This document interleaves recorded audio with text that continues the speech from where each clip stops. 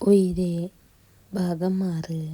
പിറ്റേന്ന് രാവിലെ ഉറക്കമുണർന്നു മുതൽ അധികം ബഹളമൊന്നുമില്ലാതെ ക്ഷമയോടെ ഫുഡ് കഴിക്കാനും കുളിച്ചു മാറ്റാനുമൊക്കെ നിന്നു തരുന്ന കുഞ്ഞിപ്പെണ്ണിനെ അഞ്ജുവും ദേവും തെല്ലൊരു അതിശയത്തോടെയായിരുന്നു നോക്കിക്കണ്ടത്. മോളുടെ ആ പ്രവൃത്തികളും ഇടയ്ക്കിടെ പോകാൻ സമയമായോ എന്നുള്ള ചോദ്യവുമൊക്കെ കണ്ടപ്പോൾ ഒറ്റൊരു ദിവസത്തെ കുറഞ്ഞ മണിക്കൂർ കൊണ്ട് തന്നെ സൂര്യ ആ കുരുന്നിൻ്റെ ഹൃദയത്തിൽ ഇടം നേടി കഴിഞ്ഞിരിക്കുന്നു എന്ന് അഞ്ജുവിന് മനസ്സിലായി. നീ ഇതെന്താ ആലോചിക്കുക അഞ്ജു? നമുക്ക് പോയാലോ? ദേ ഒരുത്തിക്ക് പുറത്തിറങ്ങാനിട്ട് സമാധാനമില്ല. ഉടുത്തിരുന്ന സാരി ഒതുക്കി പിടിച്ചുകൊണ്ട് ദേവു അതും പറഞ്ഞ് ചെയറിൽ നിന്ന് എഴുന്നേറ്റപ്പോൾ അവളുടെ കൈയും പിടിച്ച് തുമ്പിയും റെഡിയായി നിന്നു. ആ പോവാം, ഞാൻ വേറെന്തോ ഓർത്തു പോയതാ. അഞ്ജു അതും പറഞ്ഞ് ചാവിയും എടുത്ത് മുന്നിൽ നടന്ന് അവൾക്ക് പിറകിലായി ദേവുവും മോളും ചെന്നു.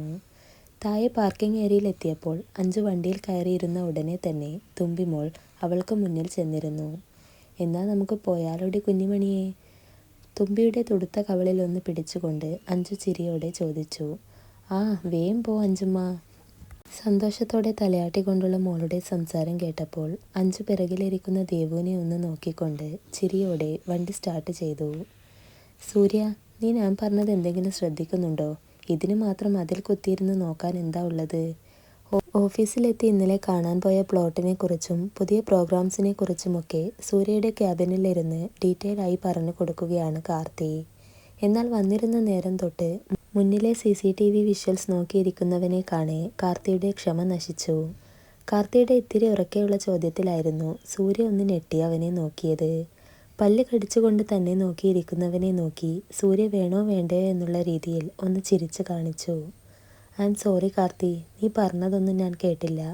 അതേ കേട്ടില്ല, അതെനിക്ക് മനസ്സിലായല്ലോ. അല്ല, ഞാനൊന്ന് ചോദിക്കട്ടെ, ഇങ്ങനെ ആ കമ്പ്യൂട്ടറിലേക്ക് തന്നെ നോക്കിയിരിക്കാൻ അവിടെ നിന്റെ കുഞ്ഞമ്മ ഇരിക്കുന്നുണ്ടോ? പറയടാ. കാർത്തി ടെററായതും സൂര്യ പിന്നെയും ചിരിച്ചു കാണിച്ചു. പക്ഷെ അതൊരു ഇളിയായിപ്പോയി എന്ന് മാത്രം. നീ ഇന്നലെ കണ്ട ആ കുട്ടിയാണോ നോക്കിയിരിക്കുന്നത്? കുറച്ചു നേരത്തിന് ശേഷം സൂര്യയുടെ കണ്ണ് വീണ്ടും അങ്ങ് പോണത് കണ്ട കാർത്തി അവനെ നോക്കി സംശയത്തോടെ ചോദിച്ചു. ഇന്നലെ തുമ്പിമോളെ കണ്ടതും അത് കഴിഞ്ഞുള്ള സൂര്യയുടെ പെരുമാറ്റവും അതിൽ വന്ന ചേഞ്ചസും ഒക്കെ മനു ഇന്നലെ രാത്രി തന്നെ അവനെ വിളിച്ച് പറഞ്ഞിരുന്നു. അതുകൊണ്ടാണ് കാർത്തി അത് ചോദിച്ചതും. മനു ഇന്ന് അവൻ്റെ ഒരു ഫ്രണ്ടിനെ മീറ്റ് ചെയ്യാനുള്ളത് കൊണ്ട് വന്നതുമില്ല. അത് പിന്നീടാ അഞ്ജലി എത്തിയില്ലല്ലോ. അവൾക്കൊപ്പം മോളും ഉണ്ടാകുമെന്ന് ഇന്നലെ പോകുമ്പോൾ എന്നോട് വരാമെന്ന് പറഞ്ഞിരുന്നു. ഇത്തിരി ആകാംക്ഷയോടെ പറയുന്നവനെ കാർത്തി അതിശയത്തോടെ നോക്കി. അവൻ്റെ ഇങ്ങനൊരു ഭാവം ആദ്യമായി കാണുകയാണല്ലോ. അതുകൊണ്ട് തന്നെ സൂര്യയെ നോക്കിക്കൊണ്ട് അവനും കൗതുകത്തോടെ മുന്നിലുള്ള ചെയറിലിരുന്നു. തുമ്പി എന്നാണ് ആ കുഞ്ഞിൻ്റെ പേര്? ആളെങ്ങനെയാ? കുറുമ്പിയാണോ? സൂര്യയുടെ മുഖത്തെ ഭാവം ഓരോന്നും സൂക്ഷ്മമായി നോക്കിക്കൊണ്ട് കാർത്തി ചിരിയോടെ ചോദിച്ചപ്പോൾ മോളുടെ ഓർമ്മയിൽ മുന്നിലിരിക്കുന്നവൻ്റെ അധരങ്ങളിൽ മനോഹരമായ പുഞ്ചിരി വിരിഞ്ഞു. തന്മയ എന്നാ ശരിക്കുമുള്ള പേര്. ആളൊരു കുഞ്ഞു കുറുമ്പി തന്നെയാ. എനിക്കെന്തോ മറ്റാരോടും തോന്നാത്തൊരടുപ്പം മോളോട് തോന്നുക കാർത്തി. എനിക്ക് അതെങ്ങനെ നിന്നോട് പറഞ്ഞു തരണം അറിയുന്നില്ല. എനിക്ക് മനസ്സിലായിടാ. എന്തായാലും ഇന്ന് വരുവാണേൽ നീ എനിക്കൊന്ന് കാണിച്ചു തരണം കേട്ടോ ആ കുറുമ്പിയെ. കാർത്തി പറഞ്ഞതിന് സൂര്യ ചിരിയോടെ തലയാട്ടി. എന്നാൽ മോനിവിടെ ഇതും നോക്കിയിരിക്കെ, എനിക്ക് കുറച്ച് പണിയുണ്ട്. കാർത്തി അതും പറഞ്ഞ് എഴുന്നേറ്റ് പോയി. എന്നാൽ ഡോറിനടുത്ത് എത്തിയതും അവനൊന്ന് നിന്നു. ശേഷം സൂര്യയെ ഒന്ന് തിരിഞ്ഞു നോക്കി. സൂര്യ, അഞ്ജലി നിന്റെ മെയിലിലേക്ക് ഒരു ബയോഡാറ്റ അയച്ചിട്ടുണ്ട്. നീ അതൊന്ന് ചെക്ക് ചെയ്യണേ. അവളുടെ ഒരു ഫ്രണ്ടിന് ഒരു ജോലിക്ക് വേണ്ടിയാണ്. കഴിഞ്ഞ തവണയെ അവൾ പറഞ്ഞതായിരുന്നു. ഇപ്പോൾ അത്യാവശ്യം പോസ്റ്റിൽ ഒഴിവുണ്ടല്ലോ. ഞാനിന്ന് വരാൻ പറഞ്ഞിട്ടുണ്ട്. നോക്കട്ടെ. ഓക്കേടാ, വേണ്ടത് എന്താണെന്ന് വെച്ചാൽ നീ നോക്കി ചെയ്യൂ. സൂര്യയുടെ മറുപടി കിട്ടിയപ്പോൾ ഒന്ന് തലയാട്ടിക്കൊണ്ട് കാർത്തി ഡോർ തുറന്ന് പുറത്തേക്കിറങ്ങി. അപ്പോൾ അവൻ പോയി കഴിഞ്ഞപ്പോൾ സൂര്യ തൻ്റെ ലാപ്പ് ഓപ്പൺ ചെയ്ത് അഞ്ജലി അയച്ച മെയിൽ ഓപ്പൺ ചെയ്യാൻ ഒരുങ്ങവെയാണ് അവൻ്റെ കണ്ണ് കമ്പ്യൂട്ടറിലേക്ക് നീങ്ങിയത്. അതിൽ താഴെ പാർക്കിംഗ് ഏരിയയിൽ വണ്ടിയിൽ നിന്നിറങ്ങുന്ന തുമ്പിമോളെ കണ്ട അവൻ്റെ മുഖത്ത് സന്തോഷം നിറഞ്ഞു. ലാപ്പ് മാറ്റി വെച്ചുകൊണ്ടവൻ ചുണ്ടിൽ വിരിഞ്ഞ ചിരിയോടെ മോളെ തന്നെ നോക്കിയിരുന്നു. കാണുന്നവരോടൊക്കെ ഗുഡ് മോർണിംഗ് വിഷ് ചെയ്തുകൊണ്ട് മുന്നിൽ നടക്കുന്ന അഞ്ജുവിൻ്റെ പിറകെ മോളുടെ കൈയും പിടിച്ച് ഇത്തിരി പരിഭ്രമത്തിൽ നടക്കുകയാണ് ദേവു.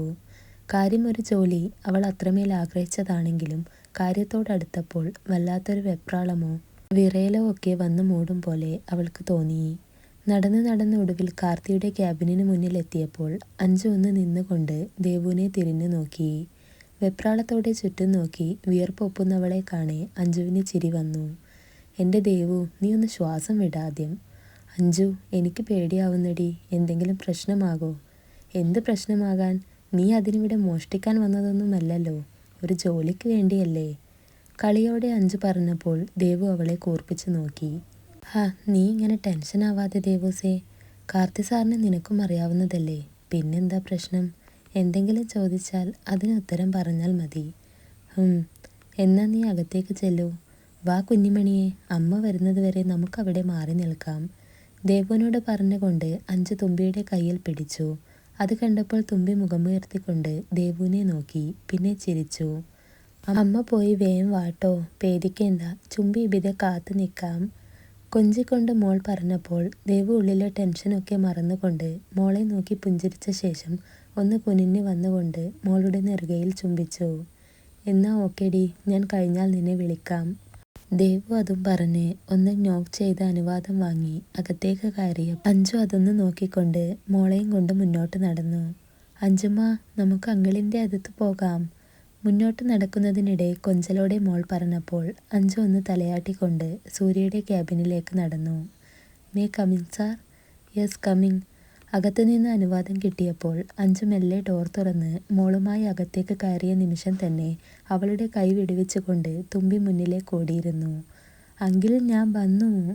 സന്തോഷത്തോടെ ഓടിച്ചെന്ന മോളെ സൂര്യ വാരിയെടുക്കുന്നതും ഉണ്ടക്കവളിൽ ചുംബിക്കുന്നതും നോക്കി ചിരിയോടെ അഞ്ജു അവർക്കരികിൽ ചെന്നു. ചുംബി അങ്കിളിനെ ഒത്തിരി മിസ് ചെയ്തു. അങ്കിൾ എന്നെ മിസ് ചെയ്തോ? സൂര്യയുടെ നെഞ്ചോരം ചേർന്നിരുന്നു കൊണ്ട് തുമ്പി കൊഞ്ചിക്കൊണ്ട് ചോദിച്ചു. പിന്നെ ഇന്നലെ പോയപ്പോൾ മുതൽ ഈ നേരം വരെ ഞാൻ എൻ്റെ കുഞ്ഞനെ ഒരുപാട് മിസ് ചെയ്തു. ഒത്തിരി സ്നേഹത്തോടെ മോളെ നോക്കി പറയുന്ന സൂര്യയെ അഞ്ജു അത്ഭുതത്തോടെ നോക്കി നിന്നു. അവൻ്റെ കണ്ണിലായി വിരിയുന്ന തുമ്പിയോടുള്ള സ്നേഹം അവൾ ഒരു നിമിഷം നോക്കി നിന്നു. അഞ്ജലി, തന്നെ നോക്കിക്കൊണ്ടുള്ള സൂര്യയുടെ വിളിയിലാണ് അവൾക്ക് ബോധം വന്നത്. സാർ. അഞ്ജലി, താൻ പോയി വർക്ക് ചെയ്തോളൂ. മോൾ എൻ്റെ കൂടെ ഇരുന്നോട്ടെ, എന്തെങ്കിലും ആവശ്യമുണ്ടെങ്കിൽ ഞാൻ വിളിച്ചോളാം. പുഞ്ചിരിയോടെ സൂര്യ പറഞ്ഞു. അത് സാർ, എൻ്റെ ഫ്രണ്ട് കാർത്തി സാറിൻ്റെ ക്യാബിനിലുണ്ട് ചെറിയൊരു ഇൻ്റർവ്യൂ. അത് കഴിഞ്ഞ് അവൾ വരുന്നത് വരെ മോൾ ഇവിടെ നിന്നോട്ടെ. അവളുടെ കഴിഞ്ഞാൽ ഞാൻ കൂട്ടാൻ വരാം.